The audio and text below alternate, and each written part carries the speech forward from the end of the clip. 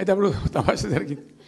ఈ భోపాల్ ముఖ్యమంత్రి, అప్పుడు నేను ముఖ్యమంత్రి ఉంటే, భోపాల్ ఆయన పేరు శివరాజ్ సింగ్ చౌహాన్, ఆయన సీఎం ఉండే. ఆయన ఆ ప్లానింగ్ అదే ఇప్పుడు నీతి ఆయోగ్ ఉంది కదా, దానిలో సబ్ కమిటీకి ఆయన చైర్మన్.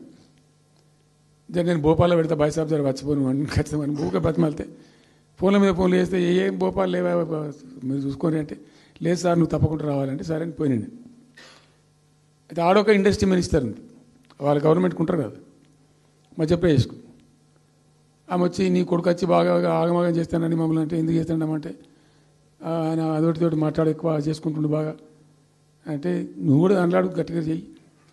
ఆమె వసుంధర రాజే చెల్లెలు, ఆమె పేరు యశోధర రాజేనా ఏదో అన్నది. అంటే నేను అంతకుముందు ఒక కొద్ది రోజుల ముందే నేను భోపాల్ పోవడానికి ఒక దాదాపు 2-3 months బిఫోరే మోడీ గారు వచ్చిండు. అక్కడ వచ్చి 14 లక్షల కోట్లకు ఏం చేసి పడేసారు ఇది మధ్యప్రదేశ్ గవర్నమెంట్.